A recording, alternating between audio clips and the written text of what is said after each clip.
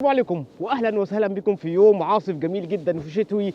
احلى يوم ممكن تصور فيه عربيه شبابيه الى حد ما او شكل شبابي، ولكن بنفس الثقه والتقل بتاع الاودي. معانا النهارده الاودي A5 سبورتس باك.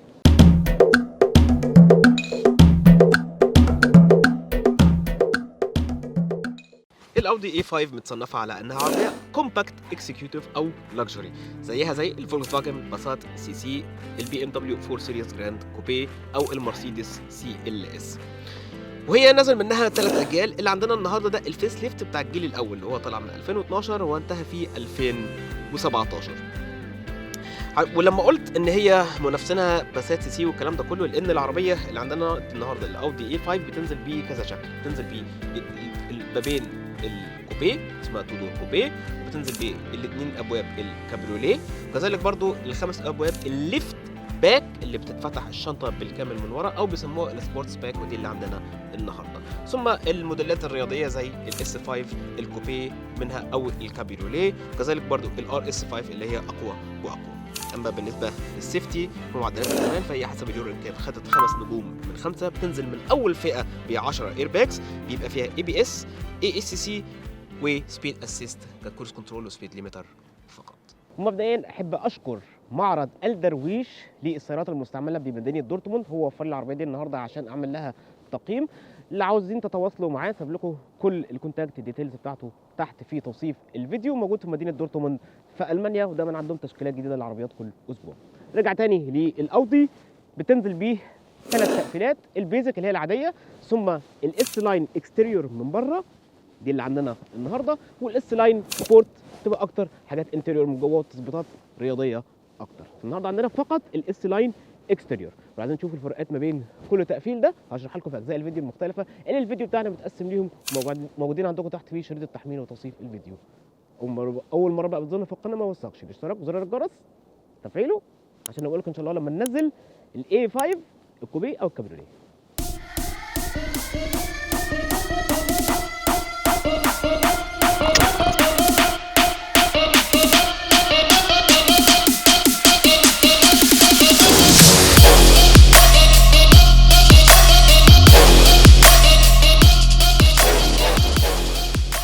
العربية بتتقدم ب 12 لون مختلف للجسم الخارجي، وجنوط من 17 إلى 20 بوصة حسب اللي اختارها وقتها. اللي عندنا النهارده الجنط اس 17 اللي بينزل في الاس لاين التقليدي. طول العربية 4 متر 86 سم، لكن هي 23 سم أطول من الكوبيه بتاعتها، وكذلك برضو قاعدة العجلات اللي هي البي 8 ب 6 سم أطول من الكوبيه.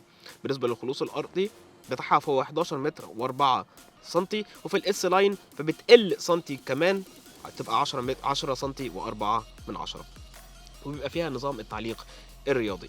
من قدام الشكل اختلف، الشبكه كبرت حاجه بسيطه، بقت شبكات الاودي عن ما قبل الفيس ليفت. وهتعرف الفيس ليفت من الكشافات واخده الكسره اللي تحت دي، وفي النص بيبقى فيها الزينون اللي هو الكشاف العالي، والاشارات وبقيه الاضواء كلها بتبقى الاي دي. الكبوت هنا كبوت عادي خالص، ما فيهوش حاجه كتير بتحصل، تجعد بس يمين وشمال.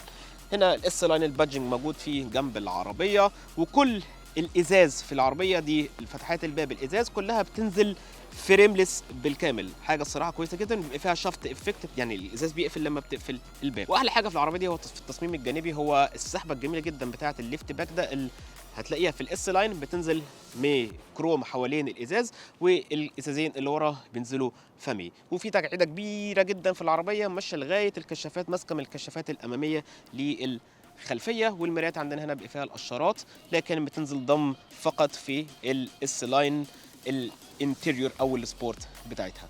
ومن ورا لازال الازاز الكبير جدا الجميل بتاع العربيات الليفت باك.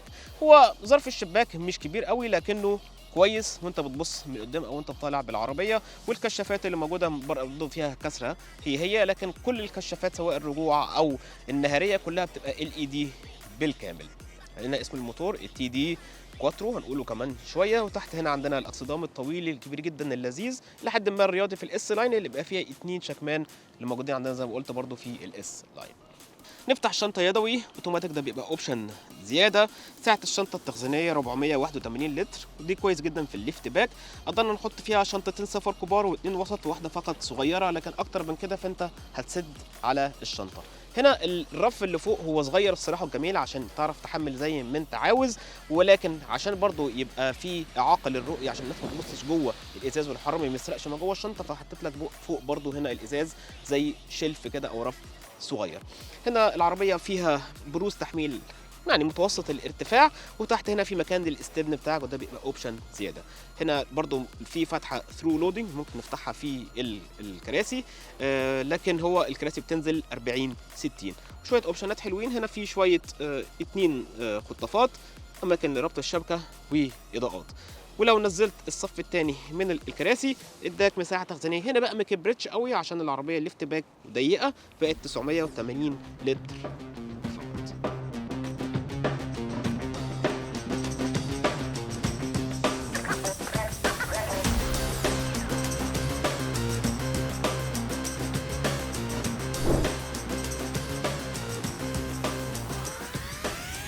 جوه الاي 5 هي الاي 4 بالظبط من وقتها. هنا العدادات الانالوج العاديه، الشاشه المالتي كار الموجودين هنا اللي ممكن تتحكم هنا فيها وتشوف شويه المعلومات بتاعت الرحله بتاعتك وضغط العجل والكلام ده كله موجودين في ستاندرد من اول فئه. التابلو طبعا هنا المواد كلها هنا سوفت تاتش لحد ما، طبعا مكتوب هنا كواترو عشان عندنا 4 باي 4. هنا درج التابلو هنا من المساحه الكبيره الصراحه الغويطه جدا جميله الصراحه، عمليه كويسه جدا. كذلك برضو جيوب الباب اللي هنا الى حد ما كويسه، تاخد ازازه 1.5 لتر هي مستريح. تمام. هنا في مكان صغير هنا دي في طفايه السجاير ومخرج 12 فولت. كذلك برضو فيها ديمبنج افكت زي ما انتم شفتوا هنا اهو، وهنا الهاند بريك بتاعنا وهنا الحركه بتاعنا. الشاشه اللي عندنا النهارده هي الشاشه الاصغر ال4 بوصه، التحكم فيها بيبقى من خلال البانل الموجود هنا اهو. هنا مثلا بيجيب لك الراديو بتاعك، بيبقى فيه هنا الميديا انفورميشن بتاعت الرحله بتاعتك، التليفون عشان تربطها بالبلوتوث بتاعك، والسيت اب بتاعك. ما فيهاش نافيجيشن، دي بتنزل بس في الشاشه الاكبر اللي هي حوالي تقريبا 6.5 بوصه. ممكن تشوفوها في الاوديو كيو 7، هي نفس الشاشه موجوده في الاوديو كيو 7 الفيس ليفت بتاعها، هتدخل لكم في اللينك اللي فوق ده. البالكنز او الكوبري بتاع الكونسول الوسطي الكبير نفس اللي موجود برضو. هنا مسند الايدين بصوا بيطلع لقدام جميل جدا الصراحه، سوفت تاتش وجميل، تسند عليه ايدك، ولو فتحته هيديك مساحه تخزين هنا صغيره غريبه الصراحه، كانت المفروض تبقى اغوط لكن هي مبطنه. 2 كاب هولدر، واحد كبير وواحد صغير. نشوفوا الكبير ده بالاسنان المثبته بتاعتهم، شوفوا كده بياخد الكوبايه دي، هي لو عايزه تبقى اكبر شويه لكن هي ماسكه نفسها، وحتى لو حطيتها في الصغيره فهي برضو ماسكه نفسها كويس جدا. فالاثنين دول ممتازين، ومكان تخزين صغير انا حاطط فيه النضاره المشبره بتاعتي من المطر الجميل جدا ده. تمام. كنت هنا تكييف عادي خالص ديوال زون، بنزل من تاني فئه. هنا الطاره بتاعتنا الطاره معموله بالكاوتش، دي بتنزل في البيزك. لو انت عايزها بالطاره المتقفله بالجلد فممكن تدور على زي ما قلت الاس لاين سبورت باكج، دي اللي بتنزل لجوه، وحتى البدلات بتنزل بتبقى في الاس لاين دي بتبقى الومنيوم. هنا عندنا طبعا عاديه خالص متقفله عاديه مش الومنيوم. تمام. وهنا تحت هنا تتحكم في الصوت بتاعك وربطه العربيه، ومن هنا تحت هتلاقي الكروز كنترول بتاعك والسبيد ليميتر في الدراع ده. انا ما بحبش الادراع دي لكن زمان هم كانوا بيعملوها. وطبعا هنا في بيدل شيفترز لو انت عايز تحطها على المانيوال. المرايه هنا فيها دامبنج افكت، ده بينزل من اول فئه عادي خالص. هنا برده في دعم القطنيه، ده بينزل في الاس لاين تمام بيبقى اوتوماتيك، لكن هنا الكراسي كلها بتبقى مانيوال عادي خالص. ده بيبقى اوبشن زياده حتى على الاس لاين اكستيريور. وفوق هنا في برده مكان ممكن تحط فيه النضاره المشبره بتاعتي هنا اهو عشان ما تضيعش. وهنا الشماسات بتاعتنا باضاءه عاديه خالص. والله المواد ان توتال هنا حتى برضو بصوا يعني مش احسن حاجه الصراحه، البلاستيكات هنا عاديه خالص. التقفيل البيزك ده الصراحه مش عاجبني خالص في الاوديو، مسترخصين فيه جدا يعني. فهو في الكابينه هي فيها عظمه لكن مش احسن مواد الصراحه انا شفتها في عربيات اودي ومجموعات فولكس فاجن كلها، هما بيجوا في التقفيلات بتاعت المواد الطبقه الاخيره بيوفروا فيها. الكنبه اللي ورا والله مش بطاله بالنسبه للليفت باك او الاربع ابواب كوبيه، فالمساحات فيها كويسه. يمكن بس الدخول زاويه فتح الباب مش كبيره قوي، لكن لو بتدخل كرسي الاطفال بتاعك مش هيضايقك كتير لكنه واطي شويه. الكراسي هي نفس القدام، نفس التقفيل، كذلك برضو تقفيلات الابواب هي برضو كلها هاي كواليتي الى حد ما، مش احسن حاجه لكن لازالت بريميوم. مساحات الركبه مش وحشه، الراس ضيقه شويه، لو كنت طلبتها كمان فتحه السقف هتقل حاجه بسيطه، لكن واحد عدى 175 فهو هيخبط في السقف، لكن الركبه زي ما قلت كويسه. وكذلك برضو هنا مساحات الرجل الراكبين يمين وشمال كويسه جدا. المشكله الكبيره جدا عندنا هنا هو النفق العالي جدا ده، فهو انت بتنقل او انت بتتحرك جوه، فلما تقعد في الكرسي اللي في النص فهتاخد مساحات الرجلين، فالقعده مش احسن حاجه لو انت قاعد جنب 2 اطفال او 2 كبار. وفي النص هنا نزل المسند الايدين بتاعنا الكبير جدا ده، الكاب هولدرز بيبقوا مدفونين جواه، بتفتح كده المكان ده بيدي لك مساحه تخزين كويسه، والكاب هولدرز بيطلعوا لقدام. احسن تصميم الصراحه عشان يوفروا مساحات وانت بتحط ايديك ما تتضايقش. وفي 2 كل كرسي فيه الايزوفيكس بيطلعوا لبره، وفي الكونسول الوسطي في مكان تخزين كده غويط لجوه، وفتحه 12 فولت. مفيش تكييف، ده بينزل فقط في حاجه اسمها المالتي ميديا باكج او الوينتر باكج حاجه كده، عشان يبقى فيه فتحه تهويه للناس اللي ورا. في الفيس ليفت ده المواتير اللي كانت بتتقدم بيها اختلفت شويه، ارقامها اتحسنت حاجه بسيطه، لازال البنزين من ال 1800 سي سي لل 2000 سي سي اللي هم الاربعه سلندر الجرار الامامي، وفي برضو المواتير ال 3200 سي سي اللي هي الفي 6. كذلك برضو هم نفس المواتير الديزل، تمام، لكن في فرق كبير جدا جدا في المواتير او نوائل الحركه الاوتوماتيك. قبل كده كانت بتنزل سي في تي، بينما هنا في الفيس ليفت ده بدات تنزل دول كلاتش، يقربوا على الدول كلاتش بتاع مجموعات فولكس فاجن. صح هو الاحسن من السي في تي كتير الدول كلاتش، لكن هو برضه مش الاداء الرياضي قوي. تصحيح صغير كده يا جماعه، غلطه انا قلتها معلش. هو المواتير فقط الكواترو ذات الدفع الرباعي او الدفع الكلي هي اللي بتنزل فقط دول كلاتش، بينما المواتير اللي بتنزل دفع امامي او جر امامي فبتنزل بنوائل الحركه السي في تي، والكلام ده فقط في الفيس ليفت. طيب اللي عندنا النهارده الموتور، كل المواتير قدامكم في الجدول، لكن الموتور اللي عندنا النهارده موتور قوي جدا اللي هو ال 2000 التي دي اي الكواترو الدفع الرباعي، تمام، وده اللي هو بيولد معاك 177 حصان، وبيتسارع من 0 ل 100 في حوالي 9 ثواني او 9 الا حاجه بسيطه، وكويس يعني. عشان كده حتى مع انه ده الموتور القوي اللي عندهم من اقواهم، الا ان هو برضه معدلات التسارع بتاعته مش رهيبه. عشان كده قلت العربيه في الاول والاخر هي عربيه مش رياضيه، مش شبابيه.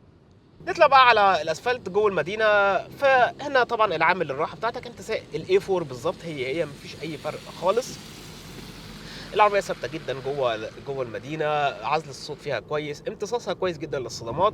طبعا هنا احنا الجنط ال 17 اللي عندنا ده هو الجنط الكويس لو انت مش هتطلبها بالادابتيف، او يعني ما اتطلبتش بالادابتيف سسبنشن، تمام، المتكيفه.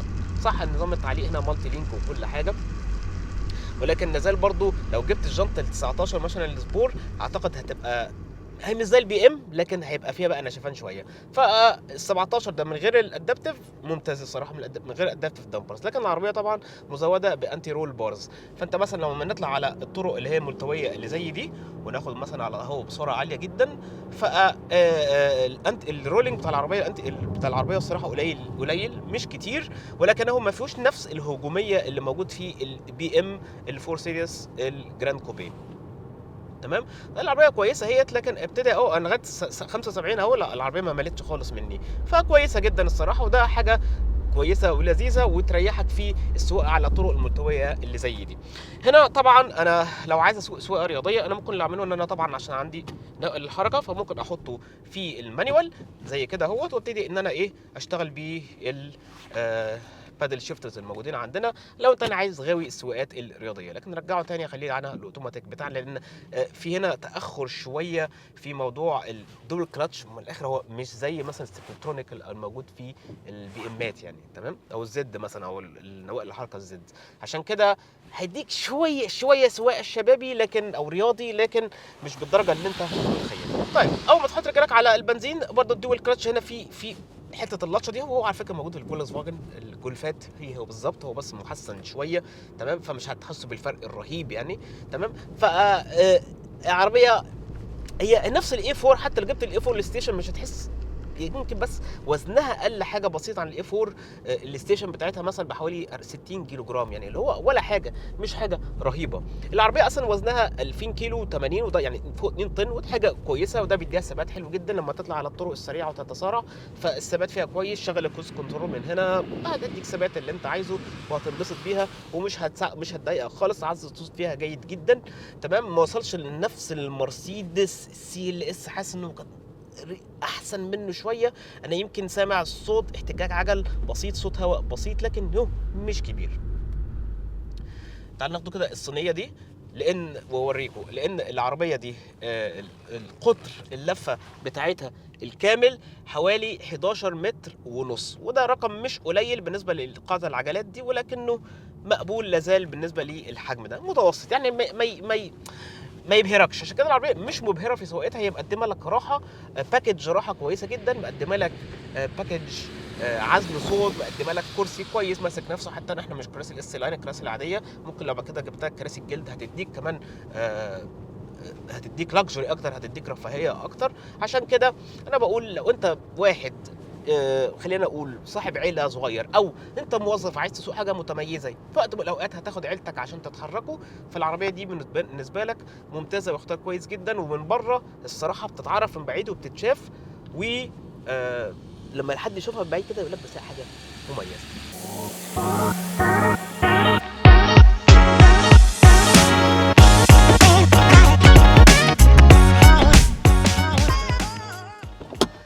طيب تجيبها ولا لا في سوق المستعمل؟ هي احسن من الفيس ليفت، ما قبل الفيس ليفت احسن منها في الدول كلاتش بتاعها، اتحسن الصراحه من السي في تي. كذلك برضو هي المساحات اللي جوه لذيذه، التصميم بتاعها حلو، هتلاقيها بسعر حلو، خاصه التصميم الخلفي بتاعها. فانا شايفها اوبشن حلو جدا لو انت عايز تجيب النوع ده من العربيات، عربيه عائليه شبه شبابيه، خلينا نقول في النص، لكن هي مش شبابيه بالمره. وكالعاده مختصر العربيه في التشيك ليست اهو. يا رب يكون عجبكم تقييمنا للاودي A5L سبورتس باك. عايزين نعمل لكم تقييم لاي عربيه ثانيه قولوا لنا في التعليقات تحت، وانا تحت امركم. حاطط لكم برضه فيديو كده لواحده مرسيدس وواحده بي ام كمنافسين يعني. نشوفكم الحلقه الجايه. سلام عليكم.